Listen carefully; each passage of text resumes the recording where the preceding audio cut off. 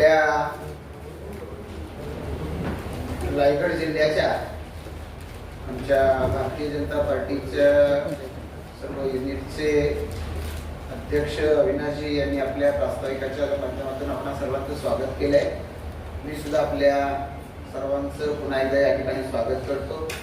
इथे उपस्थित असणारे आपल्या उरण पनवेल विधानसभा मतदारसंघाचे आमदार सन्माननीय महेश बालदीजी, जिल्हाध्यक्ष अविनाशजी, मंचावर उपस्थित असणारे आमचे भारतीय जनता पार्टीचे सर्व पदाधिकारी, समोर उपस्थित असणारे आपण सर्व प्रिंट मीडिया, डिजिटल मीडिया आणि सोशल मीडियाच्या माध्यमातून प्लॅटफॉर्मवरती आपण सर्व वावरणारे सर्व पत्रकार, संपादक, सर्व प्रतिनिधी, उपस्थित सर्व सहकारी, सर्व उपस्थित भगिनी आणि सर्व उपस्थित बंधू, सगळ्यात आधी आपल्या सर्वांना आज या ठिकाणी बोलवत असताना, आपल्या सगळ्यांचं स्वागत करत असताना आम्हाला मनापासून आनंद आहे की देशाचे पंतप्रधान माननीय नरेंद्र मोदीजी यांनी 2014 साली पहिल्यांदा पंतप्रधान पदाची शपथ घेतली आणि ही शपथ घेतल्यापासून सातत्यानं या देशामध्ये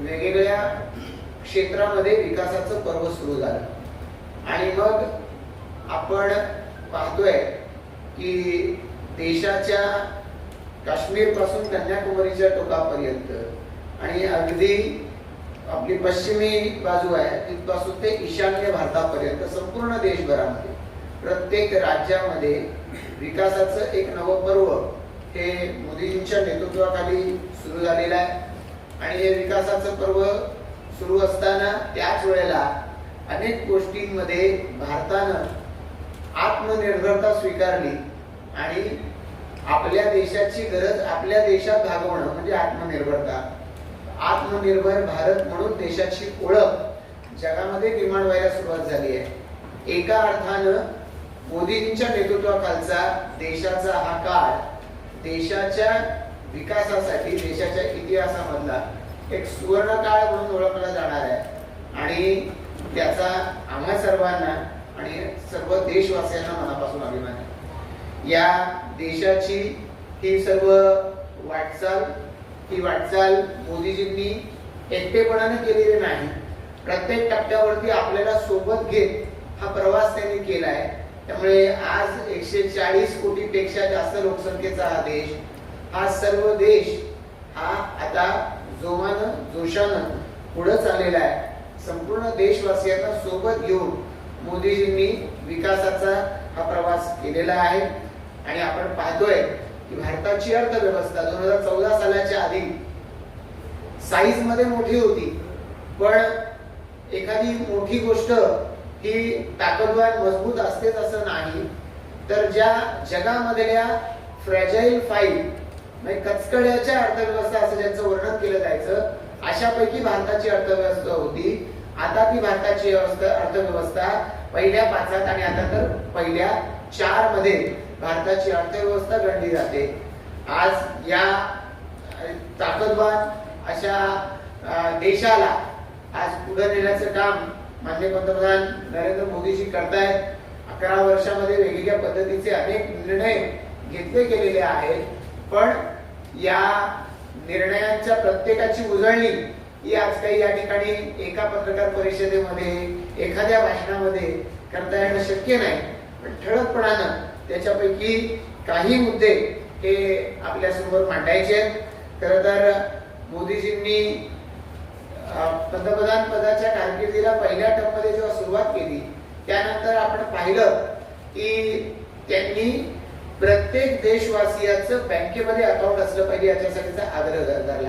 मग 0 पैसे त्या अकाउंट मध्ये असले तरी चालतील आणि मग जनधन खाती काढायला सुरुवात केली आणि मग त्याला आधारशी जोडलं गेलंय आणि आज आपण पाहतोय देशामध्ये तंत्रज्ञानाच्या बाबतीमध्ये अगदी सर्वसामान्यातला सर्वसामान्य माणूस या तंत्रज्ञानाचा वापर करतोय। तर तंत्रज्ञानाचा प्रभावीपणाने वापर केला तर विकासाला कशी गती मिळू शकते हे आपण गेल्या 11 वर्षामध्ये प्रामुख्याने पाहू शकलेलं आहे। केंद्रामधलं भाजपचं सरकार आणि राज्यांमध्ये ज्या ज्या ठिकाणी भारतीय जनता पार्टीचं सरकार आहे हे तुम्ही जर पाहिलं तर त्या ठिकाणी भारतीय जनता पार्टीचं सरकार ज्या ठिकाणी आहे त्या ठिकाणी गरिबांचा विकास प्रकर्षानं जास्त वेगानं झालेला हा आपल्या सर्वांना जाणवतोय। आणि सरकार म्हणजे कोणीतरी एक मोठी एंटिटी आहे आणि ती लोकांपेक्षा वेगळी आहे असं म्हणण्यापेक्षा सेवेच्या माध्यमातून लोकांपुढे जाणं याला भारतीय जनता पार्टीनं सातत्यानं प्राधान्य दिलंय। म्हणजे सरकार म्हणजे सेवा या हेतूनं शासन म्हणजे सरकार काम करतं, प्रशासनाला त्या दृष्टिकोनातून काम करायला लावलं जातंय आणि सुशासन ही एका अर्थानं आता या देशाची संस्कृती बनत चाललेली आहे। याचा आपल्या सगळ्यांनाच गेल्या कालावधीमध्ये प्रत्यय हा निश्चितपणानं आलेला असणार। एकीकडे देशाच्या स्वातंत्र्याला 75 वर्ष पूर्ण झाली, आता तर भारतानं राज्यघटनेचा स्वीकार केला त्यालाही आता 75 वर्ष पूर्ण झाले। एका अर्थानं हा अमृत काळ आहे असं मोदीजी संबोधतात। या अमृत काळामध्ये एक विकसित राष्ट्र बनण्याच्या दिशेनं आपली वाटचाल सुरू आहे। म्हणजे शाळांमध्ये आपण पाहायचो की अमेरिका, युरोप यांच्या देशांना आपण विकसित राष्ट्र म्हणायचो आणि भारत काय आहे तर विकसनशील राष्ट्र। म्हणजे काय की आम्हाला विकास करायचा आहे, आम्हाला विकास करायचा असं म्हणत राहायचो। तो करण्याच्या दिशेनं मोदी सरकारनं कामाला प्रत्यक्षरित्या सुरुवात केलेली आहे। अनेक गोष्टी अशा होत्या या देशामध्ये की आपल्यासारखी व्यक्ती, सर्वसामान्य व्यक्ती म्हणायच्या हे शक्यच नाही, अधिकारी म्हणायचे हे कसं काय शक्य आहे, हे होणं शक्य नाही। अशा अनेक असाध्य गोष्टी मोदी सरकारनं साध्य करून दाखवलेल्या आहेत, शक्यतेच्या कक्षेमध्ये आणल्या आणि त्यामुळे आज देशाचा गौरव जगामध्ये वेगवेगळ्या ठिकाणी वाढताना आपल्याला पाहायला मिळतोय। राजकारणाच्या विषयी लोकांच्या मनामध्ये एक काळ असा होता की प्रचंड प्रमाणामध्ये लोकांच्या मनामध्ये तिरस्कार होता। आज सरकार काही करू शकतं याच्यावरती लोकांचा विश्वास नव्हता। आता त्या भावनेमध्ये बदल व्हायला लागला आणि कार्यक्षमतेचं राजकारण याला भारतीय राजकारणामध्ये एक नवा संदर्भ मिळालेला आहे आणि या दिशेनं आता वेगवेगळ्या राज्यांची सरकार सुद्धा लोकांच्या पुढे जात असताना अन्य कुठल्याही गोष्टीपेक्षा आम्ही किती कार्यक्षमतेने काम करू शकतो याच्यावरती भर देतात। तशा पद्धतीनं लोकांच्या पुढे स्वतःला प्रेझेंट करण्याच्याकडे या सगळ्या राज्य सरकारांचा कल हा आपण पाहतोय। हे नक्कीच मोदीजींच्या नेतृत्वाखाली झालेल्या बदलाचं हे आता हा परिणाम आहे एका अर्थानं। आणि यासाठी आपल्याला लोकांच्या पुढे जायचंय, लोकांच्या पुढे आपल्या योजना मांडायच्या, काय कामं केली त्याचा आपल्याला प्रगती पुस्तक लोकांच्या पुढे ठेवायचंय। यासाठी मोदीजी सातत्यानं आग्रही असतात। आपण एका अर्थानं जनतेला जबाबदार आहोत ही भावना मोदीजींनी सगळ्या सरकारांमध्ये आणलेली आहे आणि त्या दृष्टिकोनातून जो कारभार करतोय तो सर्वसामान्य जनतेपुढे गेला पाहिजे, आपल्यासारख्या मीडियाच्या माध्यमातून गेला पाहिजे, सोशल मीडियाच्या माध्यमातून लोकांपुढे गेलं पाहिजे। यासाठी मोदीजींनी आग्रह धरलाय। अधिकाधिक पारदर्शकता ही सरकारच्या कारभारामध्ये आणलेली आहे। वेगवेगळ्या पद्धतीच्या सुधारणा म्हणजे 2014 सालाच्या आधी एज ऑफ डुईंग बिझनेस हा शब्द आपण फारसा कधी ऐकला असेल असं मला वाटत नाही।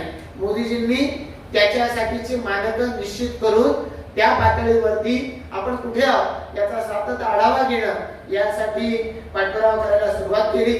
या उलटचं चित्र 2014 सालाच्या आधीचं होतं। वेगवेगळ्या घोटाळ्यांनी एका अर्थानं देश पोखरलेला होता, देशाची बदनामी जगाच्या पार्श्वभूमीवरती होत होती। हा घोटाळा, उद्या कॉमनवेल्थ घोटाळा, 2G घोटाळा, कोळसा घोटाळा अशा पद्धतीच्या वेगवेगळ्या घोटाळ्यांनी हा देश हा संपूर्ण या ठिकाणी त्रस्त होता। मोदीजी आले आणि मोदीजी आल्यानंतर या स्थितीमध्ये बदल झालेला आपल्याला पाहायला मिळतोय।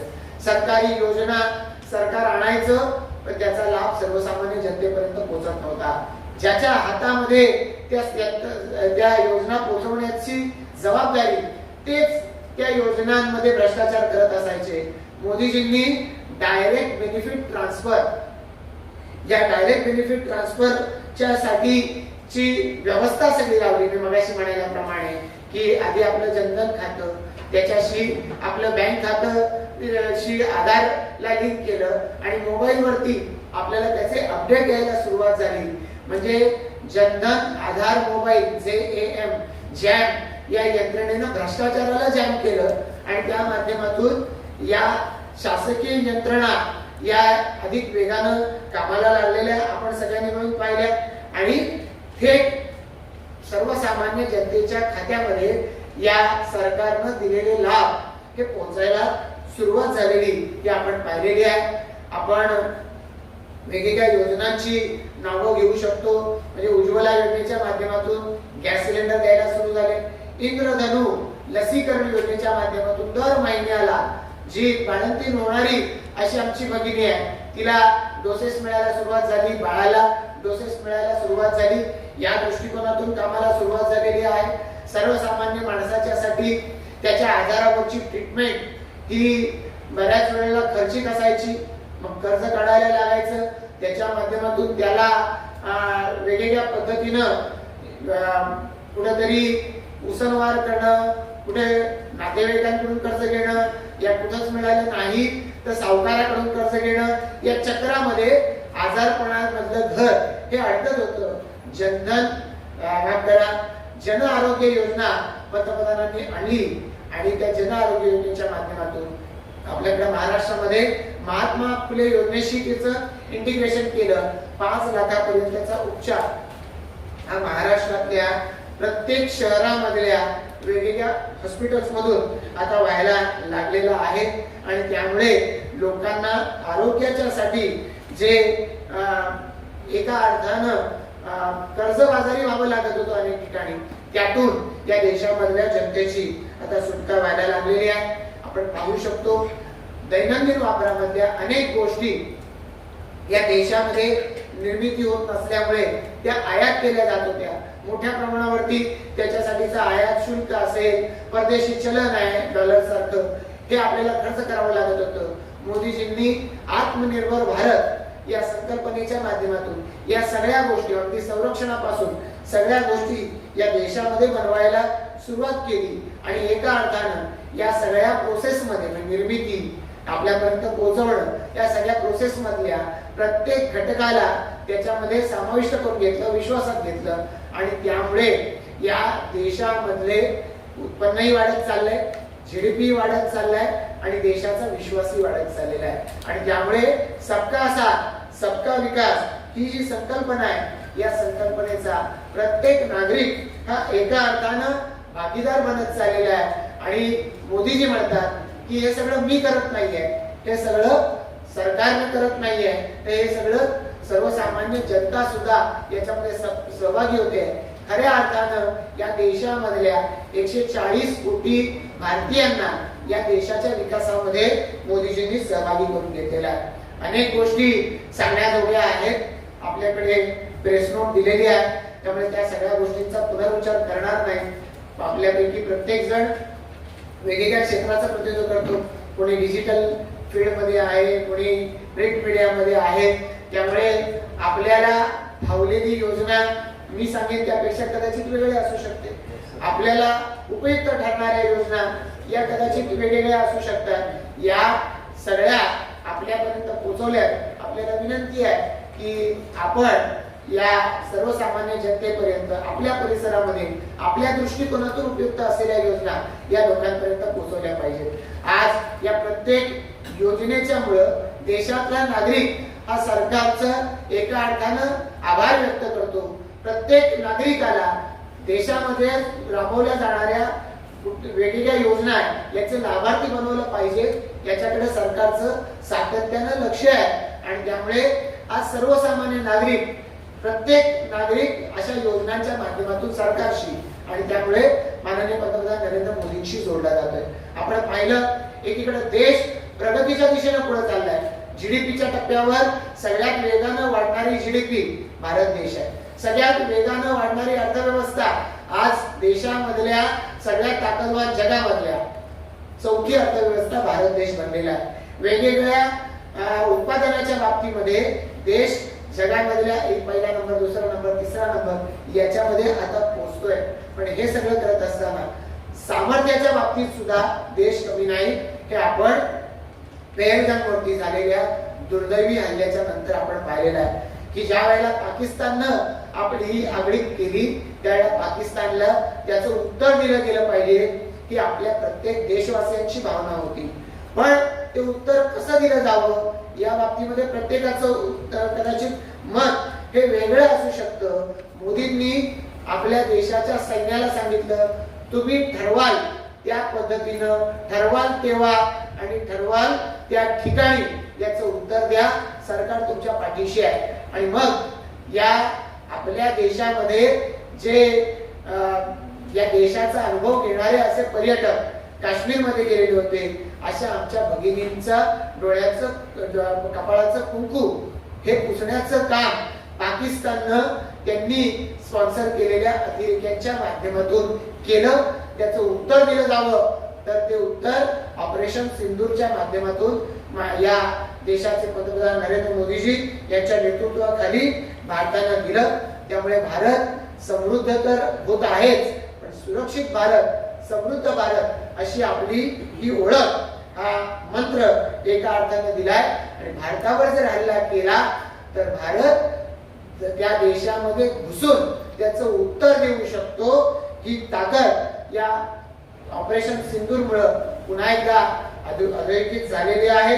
आणि या ऑपरेशन सिंदूरच्या मध्ये आधी अतिरेकी तळ उद्ध्वस्त करणं आणि तरी पाकिस्तानचं सैन्य थांबत नाही, त्यावेळेला सैन्य तळ त्यांचे उद्ध्वस्त करणं, यासाठी भारतानं भारत देशामध्ये बनवलेलं संरक्षण सामग्रीचं साहित्य वापरलं. आणि त्या माध्यमातून आता भारतामध्ये बनलेली ही उत्पादनं आहेत यांच्याबद्दल केवळ भारताला नाही जगाला विश्वासार्हता निर्माण झालेली आहे. आणि त्या माध्यमातून या देशाचं संरक्षण सामर्थ्य हे आता जगाला कळलेलं आहे.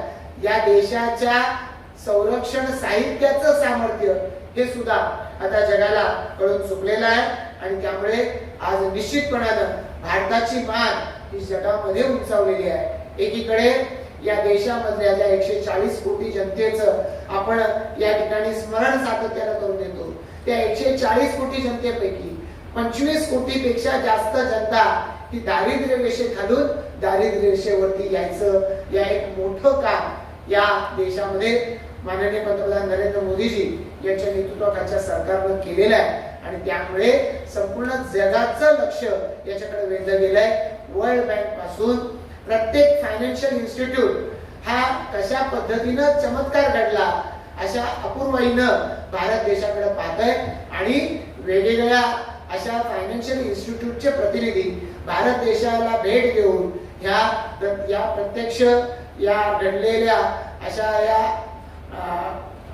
आपण चमत्कार म्हटलं पाहिजे याची नोंद घेत आहे. आणि त्याचा अभ्यास जगामधल्या वेगवेगळ्या पद्धतीच्या यंत्रणा करताय. मग गरीब कल्याण योजना, अन्न योजना असेल, उज्ज्वला योजना असेल, प्रधानमंत्री आवास योजना असेल, जल जीवन मिशन आहे, जनधन योजना आहे, आयुष्मान भारत योजना आहे, किसान सन्मान निधी आहे. या प्रत्येक योजनेनं या देशामधल्या गरिबी रेषेच्या खालच्या प्रत्येक नागरिकाला त्याचं जीवनमान उंचावण्यासाठी केलेलं कॉन्ट्रीब्युशन, त्याचं त्या योजनेचं योगदान हे आपण सगळेजण निश्चितपणानं लक्षात घेऊ शकतो. अशा अनेक योजना आज यशस्वीपणानं या देशामध्ये राबवल्या जात आहेत. या देशाला प्रत्येक क्षेत्रामध्ये प्रगतीपथावर नेण्यासाठी माननीय पंतप्रधान नरेंद्र मोदी यांच्या नेतृत्वाखाली या देशामधलं सरकार जसं काम करत आहे तसा प्रत्येक नागरिक आता आपण प्रगती केली पाहिजे, विकासाच्या दिशेने गेलं पाहिजे यासाठी स्वतः प्रेरित झालेला आहे आणि तो काम करतोय. एका अर्थानं 140 कोटी देशवासीय हे आता प्रगतीच्या दिशेनं वाटचाल करतायत. आणि वाटचाल करत असताना ती भ्रष्टाचार मुक्त असली पाहिजे. 2014 पूर्वीची स्थिती होती, आता या 2014च्या नंतर 11 वर्षाचा लोटलेला कालावधी, या सगळ्यामध्ये भ्रष्टाचार मुक्त असा या कारभाराचं आज आपण प्रत्येक जण हे त्याचे साक्षीदार एका अर्थानं आहोत. या देशाला पुढे नेत असताना आस्थेच्या दृष्टिकोनातून सुद्धा हा देश अनेक काळ त्याच्या भावना दबल्या गेलेल्या होत्या. राम मंदिराची निर्मिती झालेली आपण पाहिली आणि आता काही दिवसांपूर्वी त्याच्या दुसऱ्या टप्प्यामध्ये सुद्धा त्याचं लोकार्पण झालेलं आहे. काशी कॉरिडॉर असेल, त्याचबरोबरीनं आपण पाहिलेलं आहे की महाकाल कॉरिडॉर या देशामधल्या आस्थेची केंद्र असलेल्या प्रत्येक ठिकाणाला आता वेगळं रूप या ठिकाणी मिळतंय आणि त्याच्यामुळं हा देश, या देशाची गौरवशाली संस्कृती ही जपण्याचा प्रयत्न करतोय. आपल्यापैकी अनेक पर्यटक आता देशभरामध्ये रस्त्यांचं गडकरी साहेबांच्या नेतृत्वाखाली विणलं गेलेलं झाड आहे, त्याच्या आधारे आता त्या आस्थेच्या ठिकाणांपर्यंत पोहोचू शकतो. रेल्वेच्या व्यवस्थांमध्ये आता फरक होत चाललेला आहे.